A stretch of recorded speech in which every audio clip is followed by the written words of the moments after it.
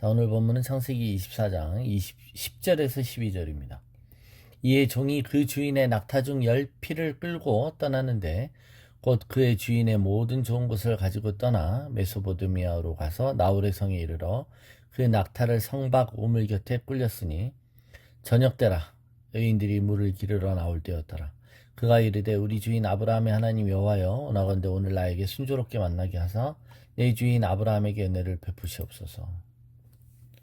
자, 주인의 아들의 신부감을 구하러 갑니다. 신부감 구하는 동화 중에 신데렐라가 있죠. 왕자의 신부감을 찾기 위해 그녀가 놓고 간 신발을 들고 여기저기 돌아다니는 장면이 나옵니다. 그죠? 구두를 들고 다녔던 하인들처럼 아브라함의 늙은 종 엘리에셀은 자신의 주인의 아들의 신부감을 찾기 위해서 여정을 떠납니다. 자, 이 여정은 하나님의 인도하심과 뜻을 분별하는 대표적인 케이스가 될 수 있다고 했죠. 자, 그래서 우리가 이 여행의 면모와 성격들을 하나하나 좀 뜯어볼 건데요. 이 하나님의 뜻을 발견해가는 이런 믿음의 여정은 아브라함의 믿음에 의해서 기초한다는 것이죠. 이 여행이 시작될 수 있는 것 자체가 하나님이 아들의 결혼을 책임지실 것이라는 흔들리지 않은 확신이 있었기 때문입니다. 하나님이 아들 이삭의 신부감을 이미 예비해 놓으셨다라는 여호와 이레의 신앙 고백인 것이죠. 그러니까 아브라함이 친척 중에 믿음의 여자를 골라오라는 조건의 제시는 이미 아브라함 안에 있는 이런 여자를 주실 것이라는 확신이 있었기 때문인 것이죠. 그래서 10절에 보면 자, 엘리에셀이 어디로 가냐면 나홀로 갑니다. 나홀. 아무데나 여기저기 찔러보거나 여기저기 가보는 게 아니라 나홀이라는 분명한 성으로 가는 것이죠. 이곳은 어디입니까? 아브라함, 주인인 아브라함의 친척들이 사는 곳입니다. 이곳으로 가라고 그랬고 이곳이 있다는 거예요. 여기에 우리가 믿음의 여정에 우리가 분명히 중요한 것은 두 번째로 아까 첫 번째 믿음의 여정이 믿음에 의해서 출발한 거예요. 믿음의 시작은 믿음인 것이죠. 믿음에 의해서 여행이 불확실한 미래를 앞두고 출발했습니다. 그러나 그렇다고 해서 두 번째 조건은 하나님의 뜻을 찾아서 가는 곳은 아무데나 가는 게 아니라는 거예요. 분명한 방향이 있는 것이죠. 그죠? 해가 뜨는 곳으로 가려면 동쪽 비스무리 가야지 서쪽으로 가는 건 아닌 것처럼 우리가 주파수를 잡을 때 그죠? 89.1을 찾으려면 89.0이나 89.23에서 왔다 갔다 하면서 찾는 거잖아요. 하나님의 축복의 장소로 가야 한다는 겁니다. 하나님의 뜻은 이미 드러나 있고 그래서 종은 그 나홀 성박 우물 곁에 도착합니다. 왜 성박 우물 곁으로 갔을까요? 우물 곁이란 여인들을 만날 수 있는 곳이기 때문에 그렇습니다. 예수님이 수가상 여인을 우물가에서 만난 것처럼 상식이 있다는 거예요. 상식이. 우리가 상식이 있는데 그 상식을 뛰어넘어 완전히 반대로 가지 않습니다. 그러니까 하나님의 음성을 거꾸로 듣고 싶었던 발람처럼 내가 이 발락이 보낸 신하들과 같이 갈까요 말까요 라는 걸 묻는다는 것 자체가 벌써 상식을 벗어난 거잖아요. 그러니까 우물가에서 숭늉 찾으면 안 된다는 거예요. 속담에서 우물가에서 숭늉 찾으면 안 되는데 우리는 수가상 여인도 그랬고 이 엘리에셀은 우물가로 가고 있습니다. 왜죠? 이 우물가가 바로 하나님의 인도하심을 경험하는 곳이기 때문에 그렇습니다.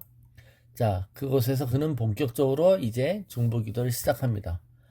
이 엘리에셀의 기도 또한 아브라함의 강한 확신과 믿음 속에 했던 신앙 고백 못지않게 신뢰 속에 기도하고 있습니다. 12절 그가 이르되 우리 주인 아브라함의 하나님 여호와여 원하건대 오늘 나에게 순조롭게 만나게 하사 내 주인 아브라함에게 은혜를 베푸시옵소서. 자, 하나님을 부를 때 먼저 우리 주인 아브라함의 하나님이라고 말합니다. 그렇죠?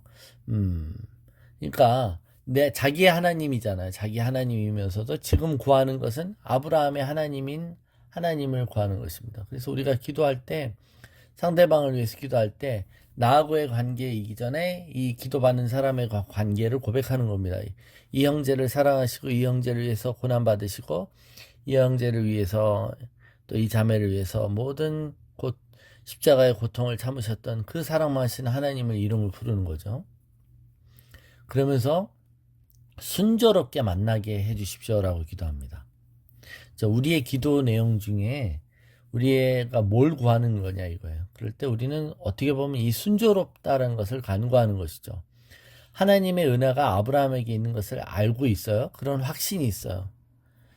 그러나 그런 그 인도하심의 과정이 앞으로의 과정이 순조롭게 이루어지도록 기도하는 것입니다. 그러니까 하나님의 선하신 뜻이 분명히 있죠. 그 뜻이 분명히 이루어질 거예요. 그러나 그 뜻을 실컷 고생하다가 알지 않고 선하신 뜻을 첫방에 아주 쉽게 알 수 있도록 기도하는 것입니다. 그죠? 여러분 몇 번 트라이하고 찾는 게 더 편할까요? 한 번 트라이하고 찾는 게 얼마나 편하겠습니까? 사도행전 16장에 보면 사도 바울은 소아시아로 가고 싶은 경향이 있었습니다. 그것이 자기의 고향이기도 했고 자기가 전도하고 싶은 사람이 있는 곳이었죠. 그게 자기의 경향성이에요. 근데 하나님은 그걸 막으셨죠. 성경에 보면 예수의 영이 막았다고 합니다. 그제서야 바울이 가는 곳은 소아시아가 아니라 마게도니아 쪽이라는 걸 알게 됩니다. 그러니까 마게도니아가 가야 할 방향인 것을 나중에 알게 되는 거예요. 그러니까 자기가 길을 쓰고 자기의 어떤 오리엔테이션, 경향이나 성향이나 이런 것들을 객관화시키지 못하고 내려놓지 못하면 순조롭지 못하는 것이죠. 그래서 하나님이 이 순조롭게 해달라는 말 속에는 이미 자기의 모든 선입견이나 자기의 고집이나 이걸 내려놓겠다라는 어떤 그런 선언도 있는 것입니다. 자, 그러면서 이 엘리에셀은 중보 기도를 하고 있어요. 중보 기도를. 나 편하게 순조롭게 해주십시오가 아니라는 것이죠. 결국은 이 기도는 누구를 위한 거다? 자신의 주인인 아브라함을 위한 것. 그래서 우리 주인 아브라함의 하나님이라는 겁니다. 이게 엘리에셀에게 있어서 자기 하나님은 아니라는 뜻이 아니잖아요. 예. 이삭의 신부감을 구하는 이 미션 자체는 종에게 있어서는 지금 기도하고 있는 야훼는 이 미션과 관련되어서는 내 주인 아브라함의 하나님인 것입니다.